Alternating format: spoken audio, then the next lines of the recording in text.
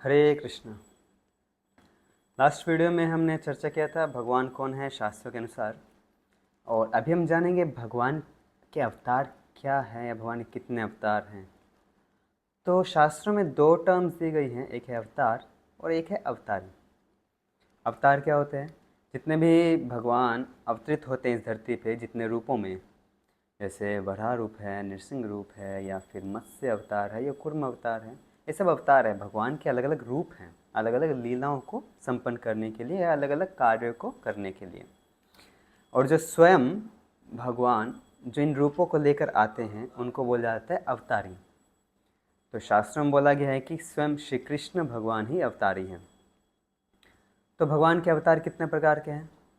तो श्रीमद् भागवतम में बताया है कि मेनली पहले स्कंद के तीसरा अध्याय में बोला है कि 24 अवतार हैं।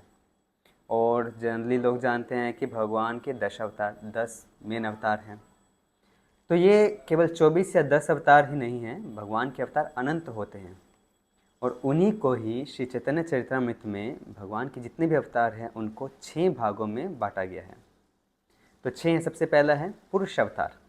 पुरुष अवतार, इसमें 3 विष्णु होते हैं।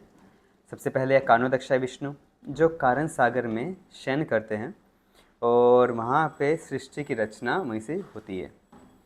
दूसरे हैं गर्भोदक्षाय विष्णु, जो कारणोदक्षाय विष्णु जो एक ब्रह्मांड, बहुत सारे ब्रह्मांडों की रचना करते हैं। उन्हीं हर एक ब्रह्मांड में वहाँ पे समुद्र से आधा भर दिया जाता है, जिसको गर्भोदक सागर बोलते हैं। और उस सागर में जो विष्णु एंटर करते हैं, जो शेषनाग के शैया में शयन करते हैं, उनको बोलते हैं गर्भोदक्षाय विष्णु। और गर्भोदक्षाय विष्णु के जो नाभि से कमल निकलता है, उस पर ब्रह्मा जी बैठते हैं। ब्रह्मा जी का लोक बनाया जाता है और वहीं पे ही 14 लोकों की रचना की जाती है। और वहीं ब्रह्मांड में एक क्षीर सागर से एक जगह विख्यात है, वहाँ पे क्षीरोदक्षाय विष्णु जाते हैं। तो पहले कारणोदक्षाय विष्णु, जिन्होंने क्या किया, ब्रह्मांड या इस सृष्टि की रचना की। दूसरे हैं गर्भोदक्षाय विष्णु, जो एक ब्रह्मांड में एंटर किए और वहाँ पे जितने लोक बनते हैं उनकी रचना की। और तीसरे हैं क्षीरोदक्षाय विष्णु, जो सभी जीवों के हृदय में जाते हैं, सभी के हार्ट में एंटर करते हैं और जितने भी एटम्स हैं, अणु हैं, उन सभी में प्रवेश करते हैं। तो ये है पुरुष अवतार। दूसरा है गुण अवतार। गुण गुण है, जैसे भौतिक प्रकृति 3 गुणों से बनती है, सतोगुण, रजोगुण, तमोगुण।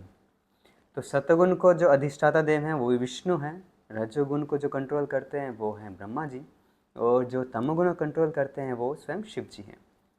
तो ये कंट्रोलर हैं। इसका मतलब ये नहीं कि शिव जी तमोगुणी हैं या ब्रह्मा जी रजोगुणी है या विष्णु सतोगुणी है, ऐसा नहीं है। ये अलग अलग विभागों को कंट्रोल कर रहे हैं। तो ये है गुण अवतार।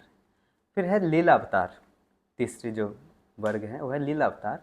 लीला अवतार मतलब भगवान अलग अलग लीलाओं को पूरा करने के लिए अलग अलग समय में आते हैं। जैसे प्रहलाद महाराज की रक्षा करने के लिए नृसिंह रूप में आए, इसी प्रकार से हिरण्याक्ष का वध करने के लिए वराह रूप में आए, और जब प्रलय हुआ था तो मत्स्य रूप में आए, या फिर समुद्र मंथन के समय में मोहिनी रूप में, कूर्म अवतार के रूप में आए। तो अलग अलग लीलाओं को संपन्न करने के लिए जो अवतार लिए जाते हैं उनको बोलते हैं लीला अवतार।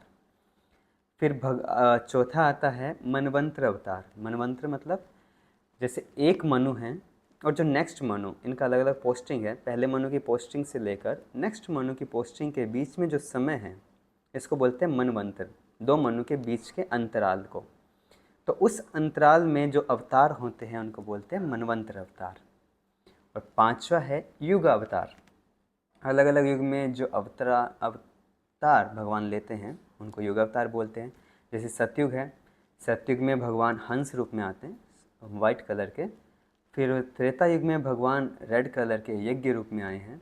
और द्वापर युग में भगवान श्याम, जो कि स्वयं कृष्ण हैं, उस रूप में आए हैं। और कलयुग में भगवान स्वर्ण स्वर्ण उनका कांति है, वो है श्रीमान चैतन्य महाप्रभु के रूप में आए हैं। तो अलग अलग युग में जो अवतार लिए हैं वो युग अवतार। और लास्ट है शक्ति आवेश अवतार। ये है कि किसी एक स्पेशल कार्य को करने के लिए या एक स्पेशल कुछ जो एक गोल है या स्पेशल एक लीला करने के लिए भगवान किसी भी जीव को जब शक्ति प्रदत्त करते हैं तो उसको बोलते हैं शक्ति आवेश अवतार। जैसे भक्ति का प्रचार करना है तो नारद मुनि को स्पेशल पावर्स दी गई हैं, तो नारद मुनि भगवान के शक्ति अवतार हैं। और शास्त्रों की रचना करनी थी तो व्यास देव को भगवान ने ये शक्ति प्रद किया, और उसके बाद शास्त्रों की रचना की गई तो व्यास देव हैं साहित्यिक अवतार, तो हैं शक्ति अवतार। तो वैसे तो भगवान के अवतार अनंत है, परंतु हमारी समझ के लिए इन्हीं अवतारों को 6 भागों में बांटा गया है। और भगवान को बोला जाता है अनंत, उनके नाम भी अनंत, उनका कार्य भी अनंत है, उनकी लीलाएं भी अनंत हैं, और उनके अवतार भी अनंत हैं। ये इसी प्रकार है जैसे समुद्र में बहुत सारी लहरें उठती हैं और तट तक आती हैं, तो आप समुद्र की लहरों को काउंट नहीं कर सकते हो, तो इसी भगवान के अवतारों को हम गिन नहीं सकते हैं।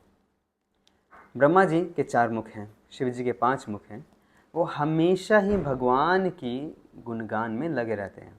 और इसी प्रकार से अनंत शेष हैं, जो भगवान का शैया है अनंत शेष, उनके अनंत मुख हैं, बहुत सारे उनके मुख हैं, और वो अनंत मुख से अनंत काल से भगवान के अनंत अवतारों का गुणगान कर रहे हैं, परंतु आज तक वो उसे पूरा नहीं कर पाए, क्योंकि जब तक वो उस समय तक आते हैं कि अभी भगवान की जितने भी अवतार उनके बारे में वो गुणगान करेंगे, तब तक भगवान के बहुत सारे और अवतार अलग अलग जगह पर हो जाते हैं।